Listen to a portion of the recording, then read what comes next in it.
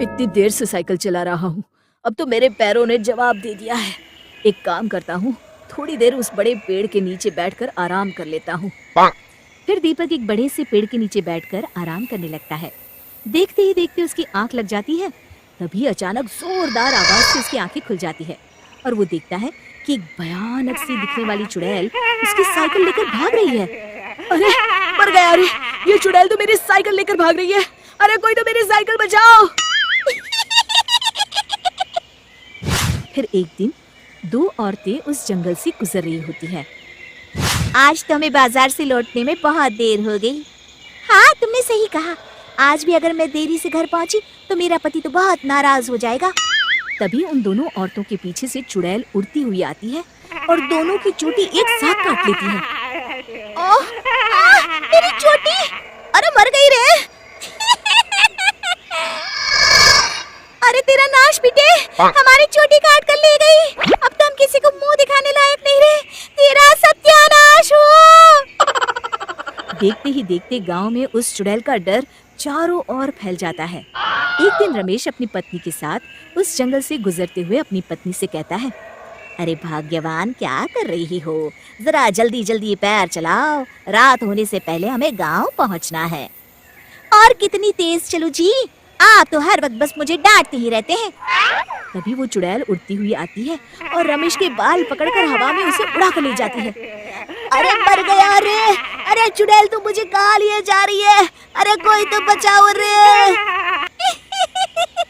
हाय, मेरे पति को चुड़ैल उठा कर ले जा रही है। कोई मेरे पति को बचाओ!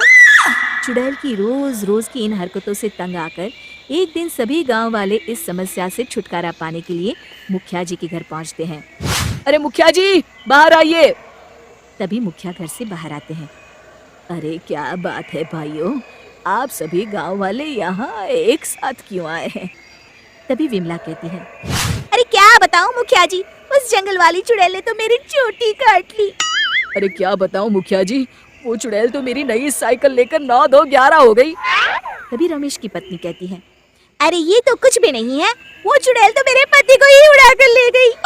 तभी मुखिया कहते हैं, अब आप लोगों से क्या छुपाऊं, वो नाश पिटी चुड़ैल मेरे सर की पगड़ी उड़ा कर ले गई है। मैं भी जंगल से जा रहा था, तभी चुड़ैल उड़ती हुई आई। अब ये पगड़ी मैं पहनूंगी। अरे अरे मेरे पगड़ी! फिर मुखिया जी उदास होकर कहते हैं, मेरी तो कुछ समझ में नहीं आ रहा कि उस चुड़ैल से कैसे छुटकारा पाया जाए। तभी गांव वालों की भीड़ में खड़ा बब्बन मुखिया जी के सामने आकर कहता है, मुखिया जी, आप चिंता न करिए, मैं उस चुड़ैल को ऐसा सबक सिखाऊंगा कि वो जिंदगी भर याद रखेंगी। तभी गिरधारी कहता है, बड़ा आया चुड़ैल को सबक सिखाने। बेटा, अभी तुम्हारा बाला उस चुड़ैल से पड़ा नहीं है।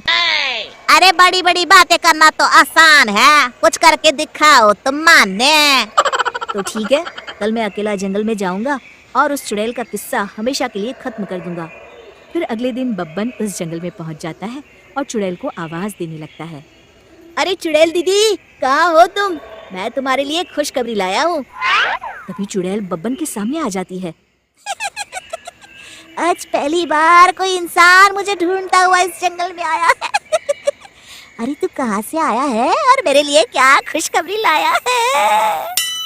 मेरा नाम बब्बन है और मैं चुड़ैलों के राजमहल से आया हूँ। चुड़ैलों की रानी पुतना ने मुझे यहाँ भेजा है ताकि मैं तुम्हारी परीक्षा ले सकूं, और अगर तुम परीक्षा में पास हो जाती हो तो तुम बाकी चुड़ैलों के साथ उस राजमहल में हमेशा के लिए रह सकती हो। चुड़ैल खुश होकर कहती है, क्या तू सच कह रहा है? मुझे चुड़ैलों के राजमहल में रहने का मौका मिलेगा? अरे अगर ऐसा हो गया तो मजा आ जाएगा। वैसे भी मैं इस जंगल से तंग आ चुकी हूँ। हाँ हाँ, तुम्हें राजमहल में रहने का मौका मिलेगा। चलो पहले मेरे कुछ सवालों का जवाब दो। सबसे पहले ये बताओ कि तुम्हारे अंदर क्या क्या शक्तियाँ हैं और तुम उनसे क्या क्या कर सकती हो? मैं गायब हो सकती हूँ, बड़े बड़े हाथियों को हवा में घुमाकर फेंक सकती हूँ, और इतना ही नहीं, मैं किसी का भी रूप धारण कर सकती हूँ। ये सारी खूबियाँ तो सभी चुड़ैल में होती है। कुछ और बताओ, जैसे कि क्या तुम अपने शरीर का आकार घटा बढ़ा सकती हो? इसमें कौन सी बड़ी बात है? अगर और मैं चाहूँ तो अपने शरीर को एक छोटी सी चींटी के जितना छोटा बना सकती हूँ, और अगर मैं चाहूँ तो इस बड़े से पेड़ से भी बड़ी बन सकती हूँ। मुझे तुम्हारी बातों पर विश्वास नहीं है, आंखों से देख लूंगा तभी मानूंगा। फिर बब्बन एक कांच की बोतल नीचे जमीन पर रख देता है और उस चुड़ैल से कहता है, चलो ठीक है, अगर तुम इस बोतल के अंदर समा गई तो मैं मान जाऊंगा कि तुम बाकी चुड़ैलों से ज्यादा ताकतवर और गुनी हो। इसमें कौन सी बड़ी बात है, अभी मैं तुम्हें अपना कमाल दिखाती हूँ। फिर देखते ही देखते वो चुड़ैल अपने शरीर को छोटा करके जमीन पर रखी बोतल के अंदर चली जाती है। तभी बब्बन जल्दी से उस बोतल का मुंह ढक्कन से बंद कर देता है। अरे अरे चालाक आदमी, ये क्या किया तूने? बड़ी आई थी राजमहल में रहने वाली। अरे चुड़ैल, आज से ये कांच की बोतल ही तेरा राजमहल है। फिर बब्बन उस बोतल को ले जाकर बहती हुई नदी में फेंक देता है और इस तरह बब्बन अपनी होशियारी से उस चुड़ैल को सबक सिखाता है।